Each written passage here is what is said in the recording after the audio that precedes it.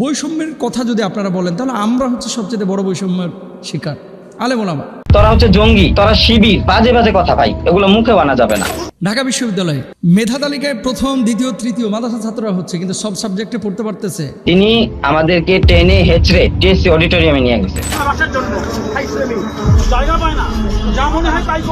আলেমদের বৈষম্য নিয়ে কেউ কথা বলুক আর না বলুক, আলেমরা কিন্তু সবার পক্ষে কথা বলে, বিশেষ করে জালেমের বিপক্ষে সবসময়। এখন আপনারা বলতেছেন যে ছাত্ররা যখন ময়দানে ছিল আপনারা কেন মিছিল করলেন না? শারীরিক লড়াই যদি আলেমরা প্রথম থেকে হেফাজতের মতো করতো তাহলে এবার জঙ্গি তকমা দেওয়া হতো আগের মতোই। গত 2 দিন ধরে আমি অনেক ঘাটাঘাটি করলাম যে আসলে কতজন আলেম শহীদ হয়েছে।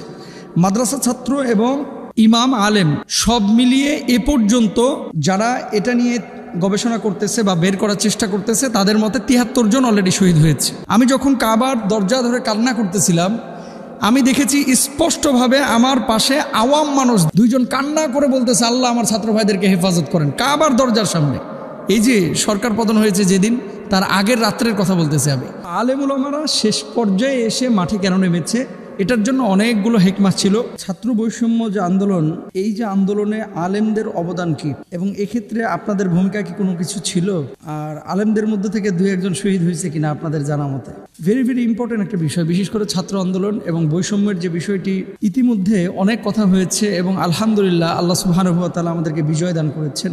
কোটা আন্দোলন নিয়ে যখন ছাত্ররা প্রথম নামে, সর্বপ্রথম জুমায় যদি কেউ আলোচনা করে থাকে, আমরা আলোচনা করেছিলাম ছাত্রদের অধিকারের ব্যাপারে এবং আপনারা অনেকে শুনেছিলেন। এই প্রশ্নটা কেন আসতেছে যারা আমরা বেশি আলোচনা করি সমসাময়িক বিষয়গুলো নিয়ে, যে গত 1 মাস সমসাময়িক কোনো আলোচনা নেই। আলোচনা না থাকার কারণে অনেকে মনে করে যে এই আন্দোলন থেকে আমরা মনে হয় অনেক দূরে, একটু সেফ জোনে আছি।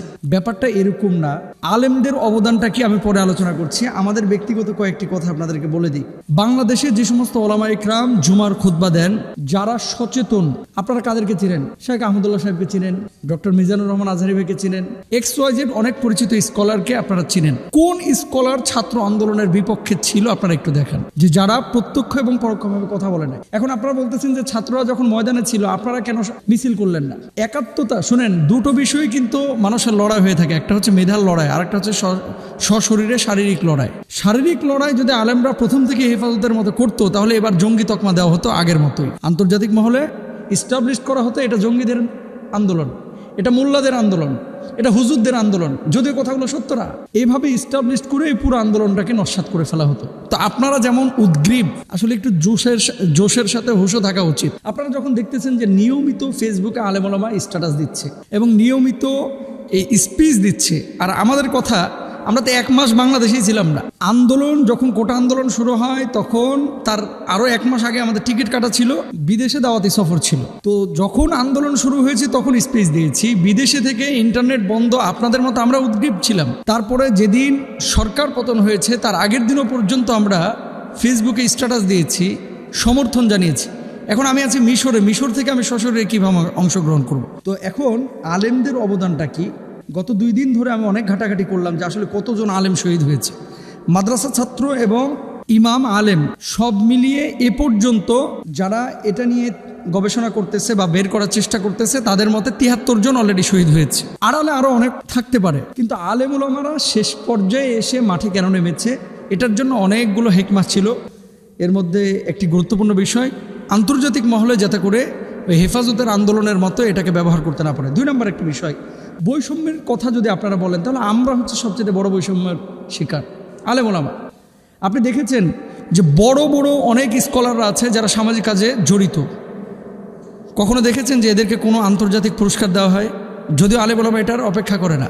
কখনো দেখেছেন এদেরকে সামাজিক কোনো স্বীকৃতি দেওয়া হয়?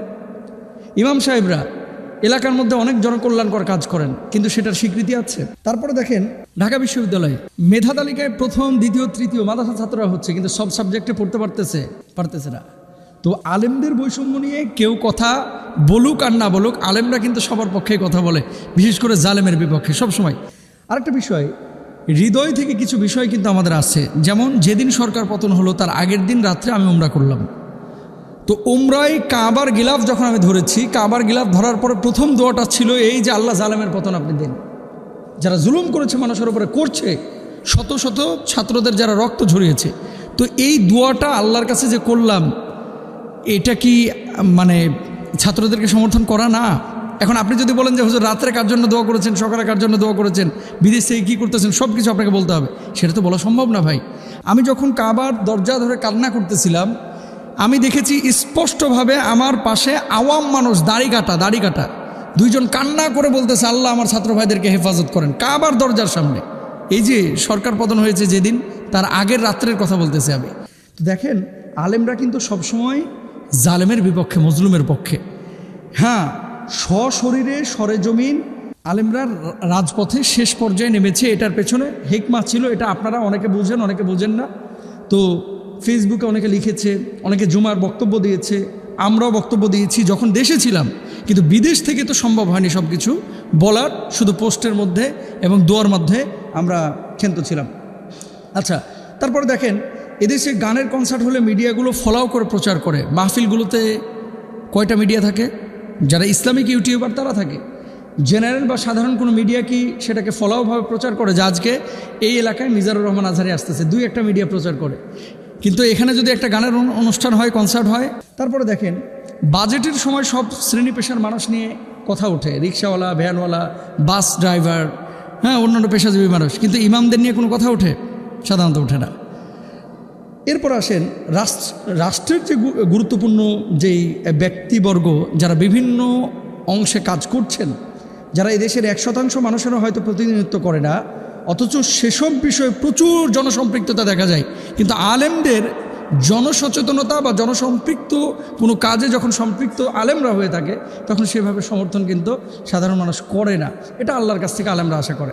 দাড়ি, টুপি, পাঞ্জাবি এগুলো থাকলেও অনেক সময় বৈষম্যের শিকার হতে হয়। কিছু কিছু জায়গায়, কিছু কিছু পরিবেশে এগুলো বেমানান, এরকম অনেক মানসিকতাও অনেক মানুষের মধ্যে আছে। তো সবসময় আলেমরা জালেমের বিপক্ষে এবং মাজলুমের পক্ষে ছিল, আছে, সামনেও থাকবে ইনশাআল্লাহ তাআলা। আপনারা যারা আমাদেরকে এতদিন ধরে বারবার খোঁজাখুঁজি করতেছেন, আমি মনে করেছি যে বিদেশ থেকে দেশে আসার পরে প্রথম কথাগুলো বলা উচিত যে আসলে আলেমরা শুরুতে কেন রাজপথে ছিল না, এবং এটা নিয়ে আমাদেরও আলোচনা পর্যালোচনা হয়েছে। আলেমরা শুরু থেকেই ছিল, সশরীরে শেষে এসে সম্পৃক্ত হয়েছে। আল্লাহ আমাদের বোঝার তৌফিক দান করুন।